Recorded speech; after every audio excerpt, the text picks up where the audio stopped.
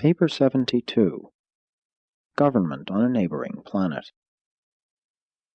By permission of Lana Forge, and with the approval of the Most High's Evidentia, I am authorized to narrate something of the social, moral, and political life of the most advanced human race living on a not far distant planet belonging to the Satania system.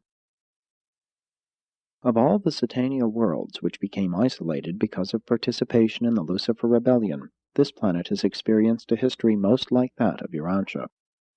The similarity of the two spheres undoubtedly explains why permission to make this extraordinary presentation was granted, for it is most unusual for the system rulers to consent to the narration on one planet of the affairs of another. This planet, like Urantia, was led astray by the disloyalty of its planetary prince in connection with the Lucifer Rebellion. It received a material son shortly after Adam came to Urantia, and this son also defaulted, leaving the sphere isolated, since a magisterial son has never been bestowed upon its mortal races.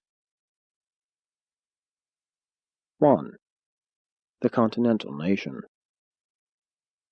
Notwithstanding all these planetary handicaps, a very superior civilization is evolving on an isolated continent about the size of Australia. This nation numbers about 140 million. Its people are a mixed race, predominantly blue and yellow, having a slightly greater proportion of violet than the so-called white race of Urantia. These different races are not yet fully blended, but they fraternize and socialize very acceptably. The average length of life on this continent is now 90 years, 15% higher than that of any other people on the planet. The industrial mechanism of this nation enjoys a certain great advantage derived from the unique topography of the continent. The high mountains on which heavy rains fall 8 months in the year are situated at the very center of the country. This natural arrangement favors the utilization of water power and greatly facilitates the irrigation of the more arid western quarter of the continent. These people are self-sustaining, that is, they can live indefinitely without importing anything from the surrounding nations. Their natural resources are replete, and by scientific techniques they have learned how to compensate for their deficiencies in the essentials of life. They enjoy a brisk domestic commerce, but have little foreign trade owing to the universal hostility of their less progressive neighbors. This continental nation in general followed the evolutionary trend of the planet. The development from the tribal stage to the appearance of strong rulers and kings occupied thousands of years. The unconditional monarchs were succeeded by many different orders of government. Abortive republics, communal states, and dictators came and went in endless profusion. This growth continued until about 500 years ago, when, during a politically fermenting period, one of the nation's powerful dictator triumvirs had a change of heart. He volunteered to abdicate upon the condition that one of the other rulers, the baser of the remaining two, also vacate his dictatorship. Thus was the sovereignty of the continent placed in the hands of one ruler. The unified state progressed under strong monarchical rule for over 100 years, during which there evolved a masterful charter of liberty. The subsequent transition from monarchy to a representative form of government was gradual, the kings remaining as mere social or sentimental figureheads, finally disappearing when the male line of descent ran out. The present republic has now been in existence just 200 years, during which time there has been a continuous progression toward the governmental techniques about to be narrated, the last developments in industrial and political realms having been made within the past decade. 2. Political organization. This continental nation now has a representative government with a centrally located national capital. The central government consists of a strong federation of 100 comparatively free states.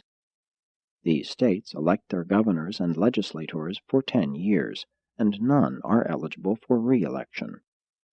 State judges are appointed for life by the governors and confirmed by their legislatures, which consist of one representative for each 100,000 citizens. There are 5 different types of metropolitan government, depending on the size of the city, but no city is permitted to have more than 1 million inhabitants. On the whole, these municipal governing schemes are very simple, direct, and economical.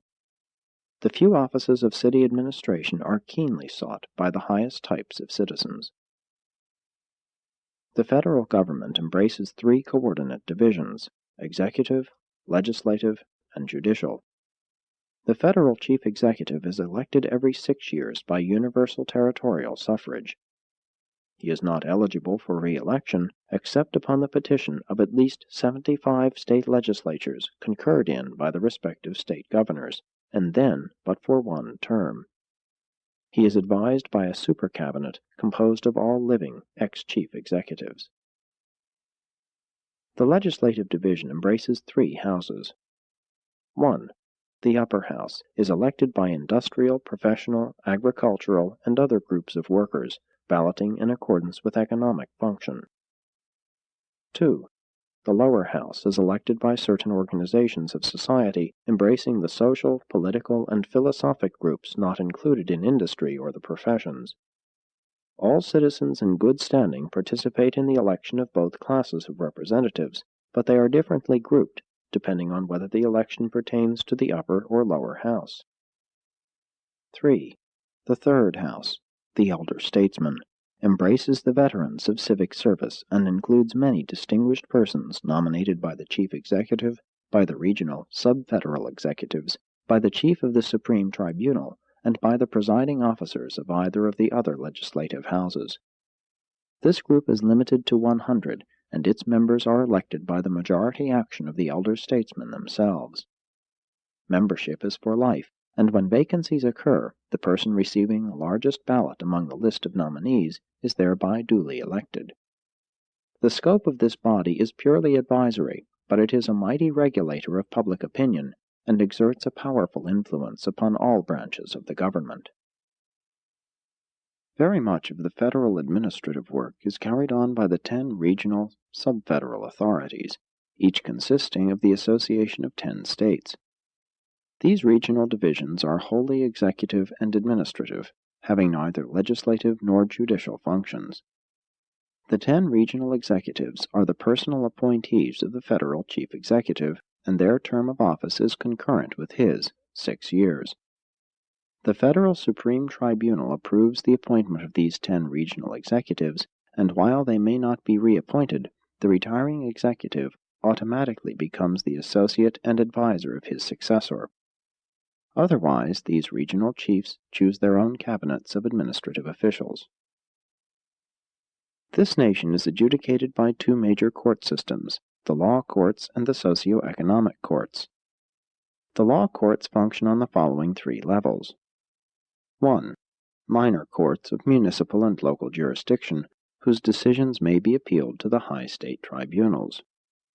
2. State supreme courts, whose decisions are final in all matters not involving the federal government or jeopardy of citizenship rights and liberties. The regional executives are empowered to bring any case at once to the bar of the Federal Supreme Court. 3. Federal Supreme Court, the high tribunal for the adjudication of national contentions and the appellate cases coming up from the state courts. This Supreme Tribunal consists of 12 men over 40 and under 75 years of age, who have served 2 or more years on some state tribunal, and who have been appointed to this high position by the chief executive with the majority approval of the Super Cabinet and the Third House of the Legislative Assembly. All decisions of this supreme judicial body are by at least a 2/3 vote. The socio-economic courts function in the following 3 divisions. 1. Parental courts, associated with the legislative and executive divisions of the home and social system. 2. Educational courts, the juridical bodies connected with the state and regional school systems and associated with the executive and legislative branches of the educational administrative mechanism. 3. Industrial courts, the jurisdictional tribunals vested with full authority for the settlement of all economic misunderstandings. The Federal Supreme Court does not pass upon socio-economic cases except upon the 3/4 vote of the third legislative branch of the national government, the House of Elder Statesmen. Otherwise, all decisions of the parental, educational, and industrial high courts are final. 3. The home life. On this continent it is against the law for two families to live under the same roof, and since group dwellings have been outlawed, most of the tenement type of buildings have been demolished. But the unmarried still live in clubs, hotels, and other group dwellings. The smallest home site permitted must provide 50,000 square feet of land. All land and other property used for home purposes are free from taxation up to 10 times the minimum home site allotment. The home life of this people has greatly improved during the last century. Attendance of parents, both fathers and mothers, at the parental schools of child culture is compulsory. Even the agriculturists who reside in small country settlements carry on this work by correspondence, going to nearby centers for oral instruction once in 10 days, every 2 weeks, for they maintain a 5-day week. The average number of children in each family is 5, and they are under the full control of their parents, or, in the case of the demise of one or both, under that of the guardians designated by the parental courts. It is considered a great honor for any family to be awarded the guardianship of a full orphan. Competitive examinations are held among parents, and the orphan is awarded to the home of those displaying the best parental qualifications. These people regard the home as the basic institution of their civilization. It is expected that the most valuable part of a child's education and character training will be secured from his parents and at home, and fathers devote almost as much attention to child culture as do mothers. All sex instruction is administered in the home by parents or by legal guardians. Moral instruction is offered by teachers during the rest periods in the school shops, but not so with religious training, which is deemed to be the exclusive privilege of parents, religion being looked upon as an integral part of home life. Purely religious instruction is given publicly only in the temples of philosophy, no such exclusively religious institutions as the Urantia churches having developed among this people. In their philosophy, religion is the striving to know God and to manifest love for one's fellows through service for them, but this is not typical of the religious status of the other nations on this planet. Religion is so entirely a family matter among these people that there are no public places devoted exclusively to religious assembly. Politically, church and state, as Urantians are wont to say, are entirely separate, but there is a strange overlapping of religion and philosophy. Until 20 years ago, the spiritual teachers, comparable to Urantia pastors, who visit each family periodically to examine the children to ascertain if they have been properly instructed by their parents, were under governmental supervision.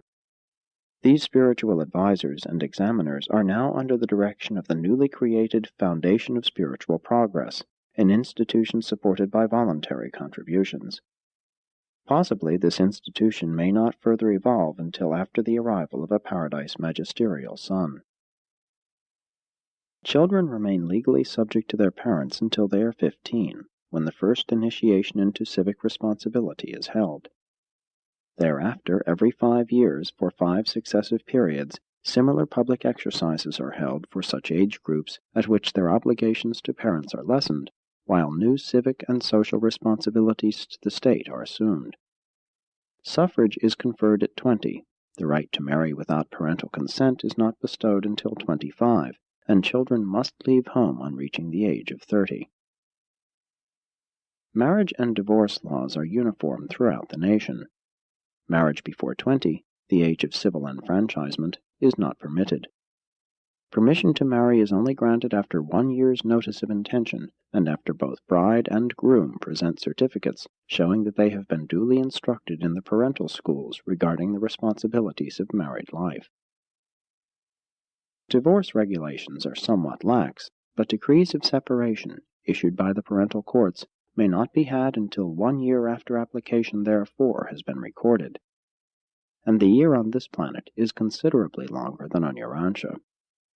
Notwithstanding their easy divorce laws, the present rate of divorce is only 1/10 that of the civilized races of Urantia. 4. The educational system. The educational system of this nation is compulsory and coeducational in the pre-college schools that the student attends from the ages of 5 to 18. These schools are vastly different from those of Urantia. There are no classrooms, only one study is pursued at a time, and after the first 3 years all pupils become assistant teachers, instructing those below them. Books are used only to secure information that will assist in solving the problems arising in the school shops and on the school farms. Much of the furniture used on the continent, and the many mechanical contrivances, this is a great age of invention and mechanization, are produced in these shops. Adjacent to each shop is a working library where the student may consult the necessary reference books. Agriculture and horticulture are also taught throughout the entire educational period on the extensive farms adjoining every local school. The feeble-minded are trained only in agriculture and animal husbandry, and are committed for life to special custodial colonies where they are segregated by sex to prevent parenthood, which is denied all subnormals. These restrictive measures have been in operation for 75 years. The commitment decrees are handed down by the parental courts. Everyone takes 1 month's vacation each year. The pre-college schools are conducted for 9 months out of the year of 10, the vacation being spent with parents or friends in travel. This travel is a part of the adult education program and is continued throughout a lifetime, the funds for meeting such expenses being accumulated by the same methods as those employed in old age insurance. 1/4 of the school time is devoted to play, competitive athletics, the pupils progressing in these contests from the local through the state and regional and on to the national trials of skill and prowess. Likewise, the oratorical and musical contests, as well as those in science and philosophy, occupy the attention of students from the lower social divisions on up to the contests for national honors. The school government is a replica of the national government with its 3 correlated branches, the teaching staff functioning as the 3rd or advisory legislative division. The chief object of education on this continent is to make every pupil a self-supporting citizen. Every child graduating from the pre-college school system at 18 is a skilled artisan. Then begins the study of books and the pursuit of special knowledge, either in the adult schools or in the colleges. When a brilliant student completes his work ahead of schedule, he is granted an award of time and means wherewith he may execute some pet project of his own devising. The entire educational system is designed to adequately train the individual. 5. Industrial organization. The industrial situation among this people is far from their ideals. Capital and labor still have their troubles, but both are becoming adjusted to the plan of sincere cooperation. On this unique continent, the workers are increasingly becoming shareholders in all industrial concerns. Every intelligent laborer is slowly becoming a small capitalist. Social antagonisms are lessening, and goodwill is growing apace. No grave economic problems have arisen out of the abolition of slavery, over 100 years ago, since this adjustment was effected gradually by the liberation of 2% each year. Those slaves who satisfactorily passed mental, moral, and physical tests were granted citizenship. Many of these superior slaves were war captives or children of such captives. Some 50 years ago they deported the last of their inferior slaves, and still more recently they are addressing themselves to the task of reducing the numbers of their degenerate and vicious classes. These people have recently developed new techniques for the adjustment of industrial misunderstandings and for the correction of economic abuses, which are marked improvements over their older methods of settling such problems. Violence has been outlawed as a procedure in adjusting either personal or industrial differences. Wages, profits, and other economic problems are not rigidly regulated, but they are in general controlled by the industrial legislatures, while all disputes arising out of industry are passed upon by the industrial courts. The industrial courts are only 30 years old, but are functioning very satisfactorily. The most recent development provides that hereafter the industrial courts shall recognize legal compensation as falling in 3 divisions. 1. Legal rates of interest on invested capital. 2. Reasonable salary for skill employed in industrial operations. 3. Fair and equitable wages for labor. These shall first be met in accordance with contract, or in the face of decreased earnings, they shall share proportionally in transient reduction. And thereafter all earnings in excess of these fixed charges shall be regarded as dividends and shall be prorated to all three divisions: capital, skill, and labor. Every 10 years the regional executives adjust and decree the lawful hours of daily gainful toil. Industry now operates on a 5-day week, working 4 and playing 1. These people labor 6 hours each working day and, like students, 9 months in the year of 10. Vacation is usually spent in travel, and new methods of transportation having been so recently developed, the whole nation is travel-bent. The climate favors travel about 8 months in the year, and they are making the most of their opportunities. 200 years ago, the profit motive was wholly dominant in industry, but today it is being rapidly displaced by other and higher driving forces. Competition is keen on this continent, but much of it has been transferred from industry to play, skill, scientific achievement, and intellectual attainment. It is most active in social service and governmental loyalty. Among this people, public service is rapidly becoming the chief goal of ambition. The richest man on the continent works 6 hours a day in the office of his machine shop, and then hastens over to the local branch of the School of Statesmanship, where he seeks to qualify for public service. Labor is becoming more honorable on this continent, and all able-bodied citizens over 18 work either at home and on farms, at some recognized industry, on the public works where the temporarily unemployed are absorbed, or else in the corps of compulsory laborers in the mines. These people are also beginning to foster a new form of social disgust for both idleness and unearned wealth.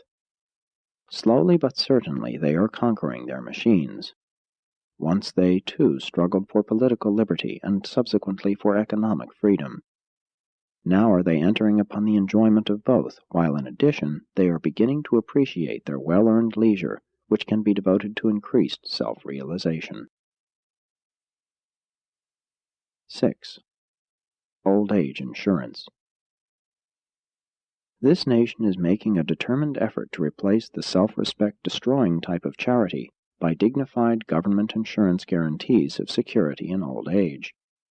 This nation provides every child an education and every man a job. Therefore can it successfully carry out such an insurance scheme for the protection of the infirm and aged. Among this people, all persons must retire from gainful pursuit at 65 unless they secure a permit from the State Labor Commissioner which will entitle them to remain at work until the age of 70. This age limit does not apply to government servants or philosophers. The physically disabled or permanently crippled can be placed on the retired list at any age by court order countersigned by the Pension Commissioner of the regional government. The funds for old age pensions are derived from 4 sources. 1. 1 day's earnings each month are requisitioned by the federal government for this purpose, and in this country everybody works. 2. Bequests. Many wealthy citizens leave funds for this purpose. 3. The earnings of compulsory labor in the state mines. After the conscript workers support themselves and set aside their own retirement contributions, all excess profits on their labor are turned over to this pension fund. 4. The income from natural resources. All natural wealth on the continent is held as a social trust by the federal government, and the income therefrom is utilized for social purposes, such as disease prevention, education of geniuses, and expenses of especially promising individuals in the statesmanship schools. 1/2 of the income from natural resources goes to the old age pension fund. Although state and regional actuarial foundations supply many forms of protective insurance, old age pensions are solely administered by the federal government through the 10 regional departments. These government funds have long been honestly administered. Next to treason and murder, the heaviest penalties meted out by the courts are attached to betrayal of public trust. Social and political disloyalty are now looked upon as being the most heinous of all crimes. 7. Taxation. The federal government is paternalistic only in the administration of old age pensions and in the fostering of genius and creative originality. The state governments are slightly more concerned with the individual citizen, while the local governments are much more paternalistic or socialistic.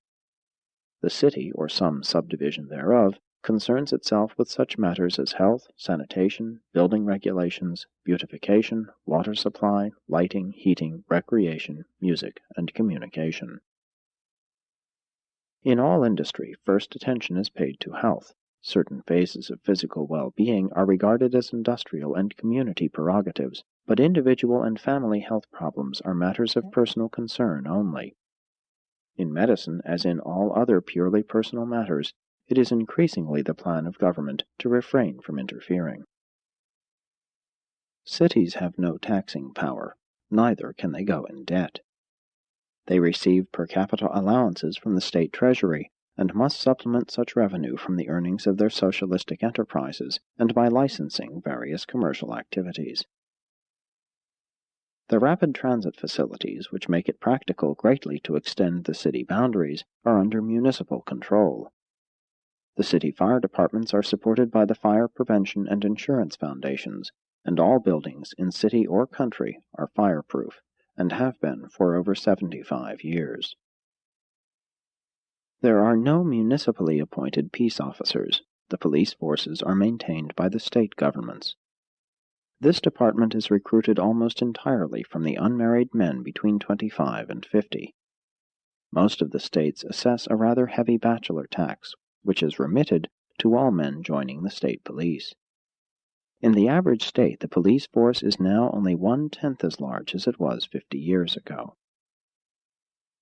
There is little or no uniformity among the taxation schemes of the 100 comparatively free and sovereign states, as economic and other conditions vary greatly in different sections of the continent. Every state has 10 basic constitutional provisions which cannot be modified except by consent of the Federal Supreme Court, and one of these articles prevents levying a tax of more than 1% on the value of any property in any one year, home sites, whether in city or country, being exempted. The federal government cannot go in debt, and a 3/4 referendum is required before any state can borrow except for purposes of war. Since the federal government cannot incur debt, in the event of war the National Council of Defense is empowered to assess the states for money, as well as for men and materials as it may be required. But no debt may run for more than 25 years. Income to support the federal government is derived from the following 5 sources. 1. Import duties. All imports are subject to a tariff designed to protect the standard of living on this continent, which is far above that of any other nation on the planet. These tariffs are set by the highest industrial court after both houses of the Industrial Congress have ratified the recommendations of the Chief Executive of Economic Affairs, who is the joint appointee of these 2 legislative bodies. The upper industrial house is elected by labor, the lower by capital. 2. Royalties. The federal government encourages invention and original creations in the 10 regional laboratories, assisting all types of geniuses, artists, authors, and scientists, and protecting their patents. In return, the government takes 1/2 the profits realized from all such inventions and creations, whether pertaining to machines, books, artistry, plants, or animals. 3. Inheritance tax. The federal government levies a graduated inheritance tax ranging from 1 to 50%, depending on the size of an estate as well as on other conditions. 4. Military equipment. The government earns a considerable sum from the leasing of military and naval equipment for commercial and recreational usages. 5. Natural resources. The income from natural resources, when not fully required for the specific purposes designated in the Charter of Federal Statehood, is turned into the national treasury. Federal appropriations, except war funds assessed by the National Council of Defense, are originated in the upper legislative house, concurred in by the lower house, approved by the Chief Executive, and finally validated by the Federal Budget Commission of 100. The members of this commission are nominated by the state governors and elected by the state legislatures to serve for 24 years, 1/4 being elected every 6 years. Every 6 years this body, by a 3/4 ballot, chooses one of its number as its chief, and he thereby becomes Director-Controller of the Federal Treasury. 8. The Special Colleges. In addition to the basic compulsory education program extending from the ages of 5 to 18, special schools are maintained as follows. 1. Statesmanship schools. These schools are of 3 classes: national, regional, and state. The public offices of the nation are grouped in 4 divisions. The first division of public trust pertains principally to the national administration, and all office holders of this group must be graduates of both regional and national schools of statesmanship. Individuals may accept political, elective, or appointive office in the second division upon graduating from any one of the 10 regional schools of statesmanship. Their trusts concern responsibilities in the regional administration and the state governments. Division 3 includes state responsibilities, and such officials are only required to have state degrees of statesmanship. The fourth and last division of office holders are not required to hold statesmanship degrees, such offices being wholly appointive. They represent minor positions of assistantship, secretaryships, and technical trusts which are discharged by the various learned professions functioning in governmental administrative capacities. Judges of the minor and state courts hold degrees from the state schools of statesmanship. Judges of the jurisdictional tribunals of social, educational, and industrial matters hold degrees from the regional schools. Judges of the Federal Supreme Court must hold degrees from all these schools of statesmanship. 2. Schools of philosophy. These schools are affiliated with the temples of philosophy, and are more or less associated with religion as a public function. 3. Institutions of science. These technical schools are coordinated with industry rather than with the educational system, and are administered under 15 divisions. 4. Professional training schools. These special institutions provide the technical training for the various learned professions, 12 in number. 5. Military and naval schools. Near the national headquarters and at the 25 coastal military centers are maintained those institutions devoted to the military training of volunteer citizens from 18 to 30 years of age. Parental consent is required before 25 in order to gain entrance to these schools. 9. The Plan of Universal Suffrage. Although candidates for all public offices are restricted to graduates of the state, regional, or federal schools of statesmanship, the progressive leaders of this nation discovered a serious weakness in their plan of universal suffrage, and about 50 years ago made constitutional provision for a modified scheme of voting which embraces the following features. 1. Every man and woman of 20 years and over has 1 vote. Upon attaining this age, all citizens must accept membership in 2 voting groups. They will join the first in accordance with their economic function, industrial, professional, agricultural, or trade. They will enter the second group according to their political, philosophic, and social inclinations. All workers thus belong to some economic franchise group, and these guilds, like the non-economic associations, are regulated much as is the national government with its 3-fold division of powers. Registration in these groups cannot be changed for 12 years. 2. Upon nomination by the state governors or by the regional executives, and by the mandate of the regional supreme councils, individuals who have rendered great service to society, or who have demonstrated extraordinary wisdom in government service, may have additional votes conferred upon them, not oftener than every 5 years, and not to exceed 9 such superfranchises. The maximum suffrage of any multiple voter is 10. Scientists, inventors, teachers, philosophers, and spiritual leaders are also thus recognized and honored with augmented political power. These advanced civic privileges are conferred by the state and regional supreme councils much as degrees are bestowed by the special colleges, and the recipients are proud to attach the symbols of such civic recognition, along with their other degrees, to their lists of personal achievements. 3. All individuals sentenced to compulsory labor in the mines and all governmental servants supported by tax funds are, for the periods of such services, disenfranchised. This does not apply to aged persons who may be retired on pensions at 65. 4. There are 5 brackets of suffrage reflecting the average yearly taxes paid for each half-decade period. Heavy taxpayers are permitted extra votes up to 5. This grant is independent of all other recognition, but in no case can any person cast over 10 ballots. 5. At the time this franchise plan was adopted, the territorial method of voting was abandoned in favor of the economic or functional system. All citizens now vote as members of industrial, social, or professional groups, regardless of their residence.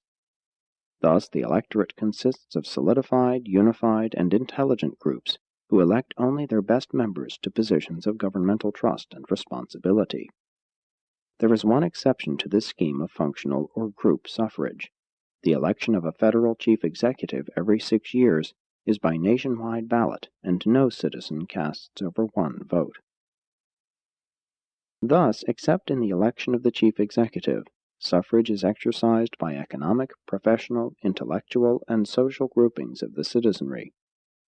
The ideal state is organic, and every free and intelligent group of citizens represents a vital and functioning organ within the larger governmental organism. The schools of statesmanship have power to start proceedings in the state courts looking toward the disenfranchisement of any defective, idle, indifferent, or criminal individual. These people recognize that, when 50% of a nation is inferior or defective and possesses the ballot, such a nation is doomed. They believe the dominance of mediocrity spells the downfall of any nation. Voting is compulsory, heavy fines being assessed against all who fail to cast their ballots. 10. Dealing with crime. The methods of this people in dealing with crime, insanity, and degeneracy, while in some ways pleasing, will, no doubt, in others prove shocking to most Urantians. Ordinary criminals and the defectives are placed by sexes in different agricultural colonies and are more than self-supporting. The more serious habitual criminals and the incurably insane are sentenced to death in the lethal gas chambers by the courts. Numerous crimes aside from murder, including betrayal of governmental trust, also carry the death penalty, and the visitation of justice is sure and swift. These people are passing out of the negative into the positive era of law. Recently they have gone so far as to attempt the prevention of crime by sentencing those who are believed to be potential murderers and major criminals to life service in the detention colonies. If such convicts subsequently demonstrate that they have become more normal, they may be either paroled or pardoned. The homicide rate on this continent is only 1% of that among the other nations. Efforts to prevent the breeding of criminals and defectives were begun over 100 years ago and have already yielded gratifying results. There are no prisons or hospitals for the insane. For one reason, there are only about 10% as many of these groups as are found on Urantia. 11. Military preparedness. Graduates of the federal military schools may be commissioned as guardians of civilization in 7 ranks, in accordance with ability and experience, by the President of the National Council on Defense. This council consists of 25 members, nominated by the highest parental, educational, and industrial tribunals, confirmed by the Federal Supreme Court, and presided over ex officio by the Chief of Staff of Coordinated Military Affairs. Such members serve until they are 70 years of age. The courses pursued by such commissioned officers are 4 years in length and are invariably correlated with the mastery of some trade or profession. Military training is never given without this associated industrial, scientific, or professional schooling. When military training is finished, the individual has, during his 4 years' course, received 1/2 of the education imparted in any of the special schools where the courses are likewise 4 years in length. In this way, the creation of a professional military class is avoided by providing this opportunity for a large number of men to support themselves while securing the first half of a technical or professional training. Military service during peacetime is purely voluntary, and the enlistments in all branches of the service are for 4 years, during which every man pursues some special line of study in addition to the mastery of military tactics. Training in music is one of the chief pursuits of the central military schools and of the 25 training camps distributed about the periphery of the continent. During periods of industrial slackness, many thousands of unemployed are automatically utilized in upbuilding the military defenses of the continent on land and sea and in the air.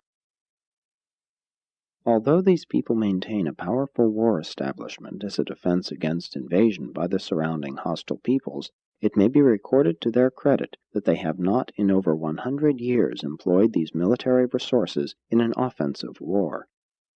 They have become civilized to that point where they can vigorously defend civilization without yielding to the temptation to utilize their war powers in aggression.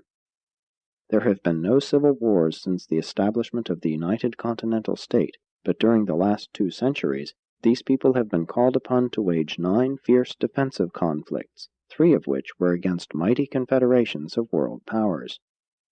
Although this nation maintains adequate defense against attack by hostile neighbors, it pays far more attention to the training of statesmen, scientists, and philosophers.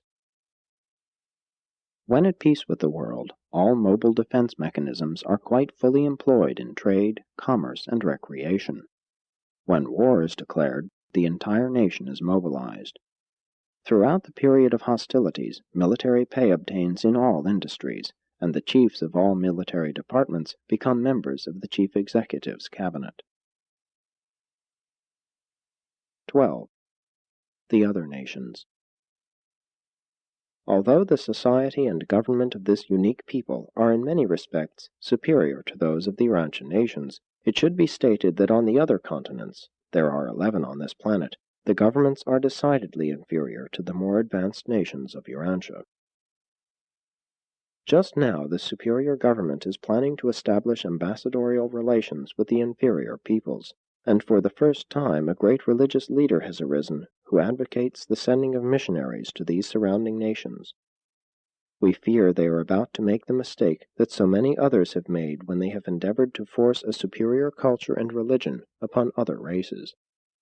What a wonderful thing could be done on this world if this continental nation of advanced culture would only go out and bring to itself the best of the neighboring peoples, and then, after educating them, send them back as emissaries of culture to their benighted brethren.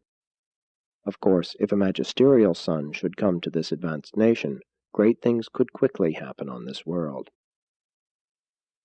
The recital of the affairs of a neighboring planet is made by special permission with the intent of advancing civilization and augmenting governmental evolution on Urantia.